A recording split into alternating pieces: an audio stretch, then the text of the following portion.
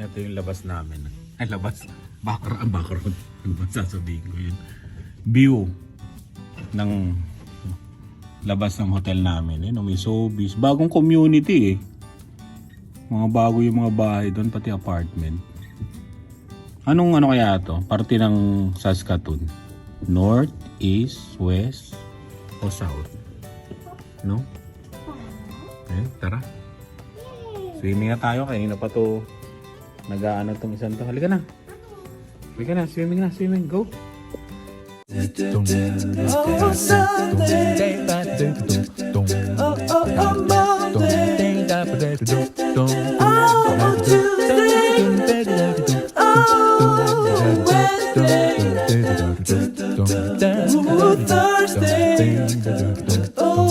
Naka-robe mayama. Halika na. Kanina pa ito nangungulit sa swimming.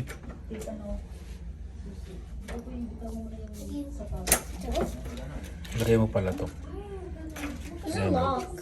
I'm still recharging. Please do not disturb. Wala. Bukas ko. Let's go. Ano, may kasama tayong artista. Naka-robe pa. Katabi lang namin yung elevator. Galing. 1, 2. Parang staycation na rin yung ginawa natin. Dahil ang dahilan, bakit tayo nandito? Mamaya natin sabihin. Dilan! Parang gusto ko mag-slide dito ah. Si Dave nandun sa fitness center, nag-exercise daw siya. Mag-exercise. Oh. Dilan.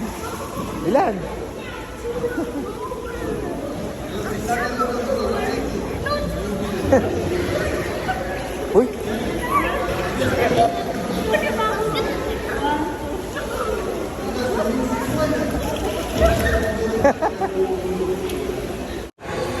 Nag-i-slide sila. Sana yun?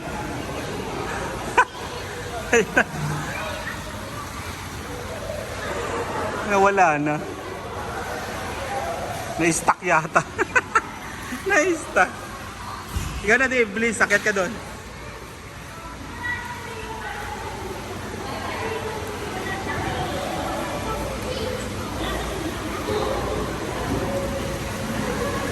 Asan na?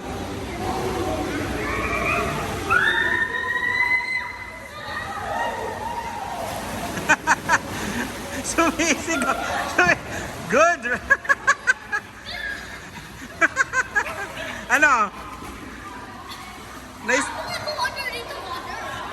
Na-stuck kayo? Na-stuck din kayo? Nalunod. Ano, maganda? Ayun na si Kuya. Go, Dave. Sumisigaw pa. Ay, go, Dave. Ay, go na si Ian, miss. Maganda. Dave, go. Can I do it myself? Ayun na, okay.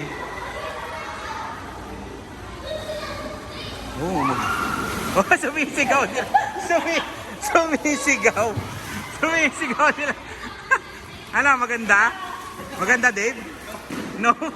Pero gusto rin naman uli. Go! Parang solo ah.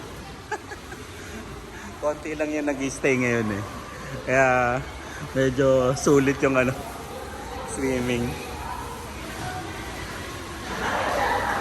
Oh, go, Lian!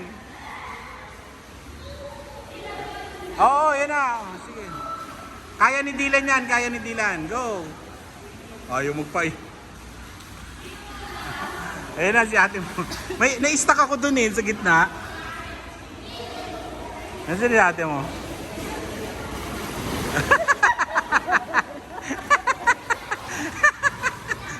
Mukha nila. Ano Lian? Ang dilim, di ba? Parang parang ang nasa tunnel, no? Na kuweba. Grabe, nakakatakot. Tapos may iilaw yan, oh. Ayun dalawa. Butchokoy, mag-isa ka lang. Ano? Alone. Oh, go na, go na, go, go!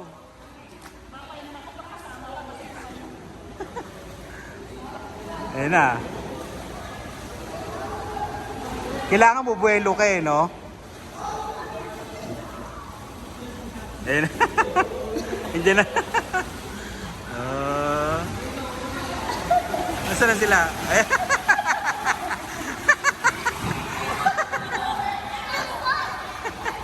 Paano di mo?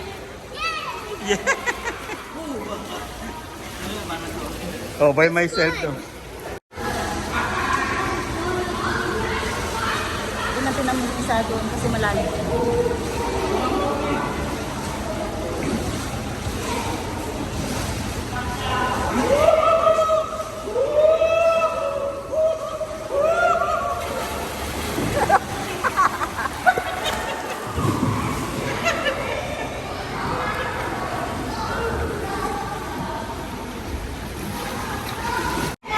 Ilan? Malalim dyan.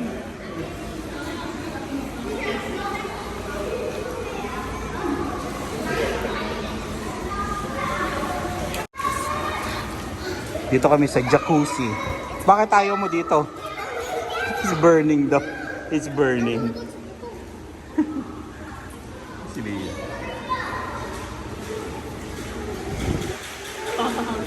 Mapapauch. I can do my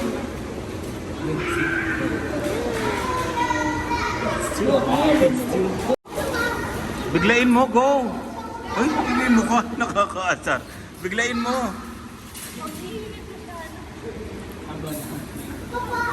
Oh.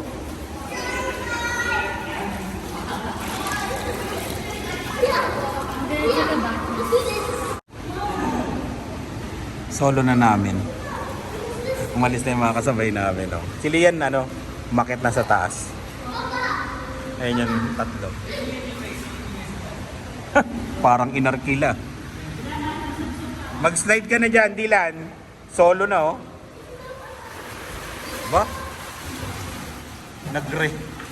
Nagre-race pa.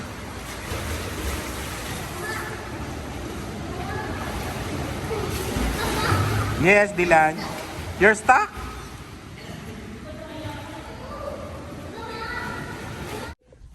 Dylan, Yes. dyan lang kayo, okay? Where are you going? Maglalakad-lakad sa labas ng Saskatoon. Where can we go? Dyan lang kayo, bawal. Ang bata, 9 o'clock bawal na sa labas ng Saskatoon. Okay. Bibili kami yung food. Okay. Kung gising pa kayo, tatawagan namin kayo. Pag tulog na, oh, wala na. Okay? Tomorrow na lang. Go. Go. Diyan.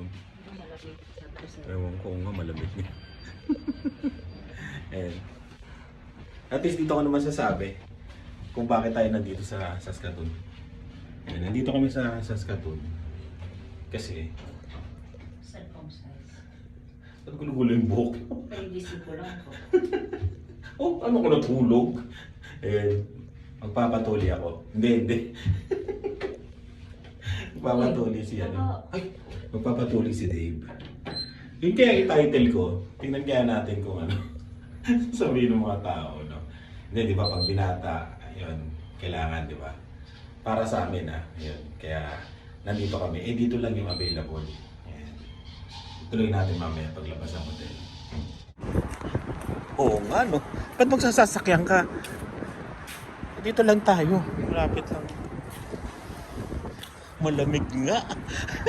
Ready, ha? Ayun, no? Doon. Tara. Malamig. Bilang muna natin sila pagkain. Para at least na sa sasakyan yung pagkain. Di pala pwede maglakad.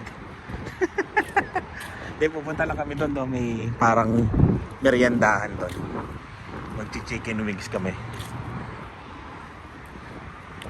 Hindi kaya mawalan tayo ng parking mamaya. No? Yun ang dahilan kaya kami nandito. Kasi yung nagpaano kami, di ba? Nagpaano to? Laboratory. Oo, nagpa-laboratory. Tapos yun, sinabi na rin namin doon sa doktor namin na si Dave yun. Kaya pinaschedule na namin. Eh, may bayad to Hindi to libre dito Sa baby lang dito. Oo, sa baby ba libre dito sa Canada? Oo, di ba si Dylan? Tinanong Ay, oo, dati nung bagong panganak. Eh, sinabi namin no, di ba? Kay Dylan. Kaya si Dylan, pagtanda niya rin, baka dito rin. Eh, dito yung available. Hindi ko lang alam kung meron sa Regina. Pero ang natatanong ko mga Pilipino talaga, dito talaga no? Saskatoon talaga Kaya yun. Pilipino kasi. Pilipino yung nandito.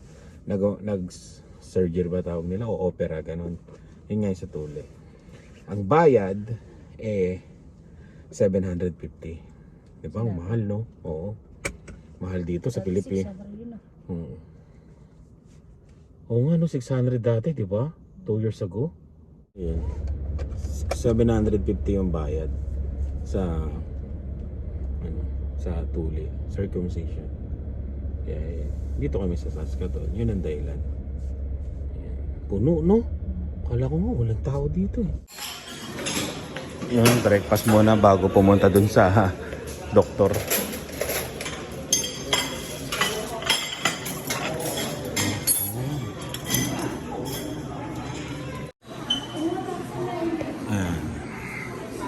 Itlog at ham.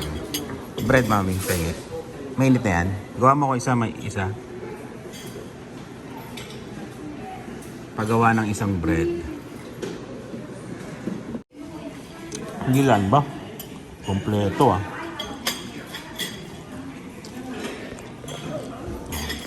Hindi. Kain tayo. Alis na tayo, Dylan. Punta na tayo dun sa sa mag-o-opera kay kuya mo. Opera na ang kanyang tooth.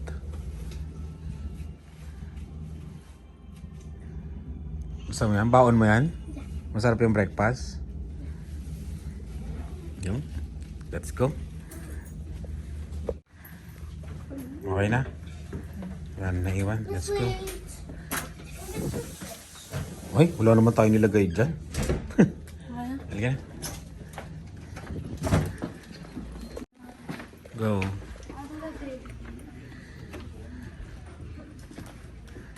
Let's go. May baon pa, may Sharon Wala na iwan doon yan? Hindi lang. Malamig no. Parang parang mag-July. Mag-August pa lang malamig na. Okay din dito.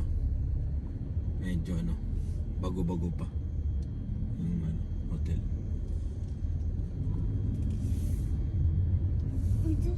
Yung mga nag-hotel, lang mga nag-i-stop over lang mga papunta ng Banff yata yung mga iba mga galing ng mga malalayo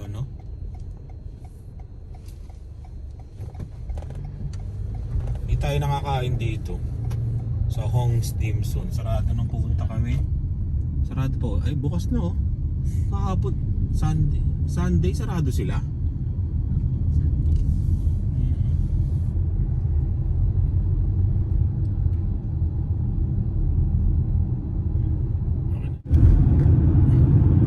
Puro bago. Anong to? Mga taga Saskatoon dyan. Anong lugar to ng Saskatoon? Puro bago yung mga bahay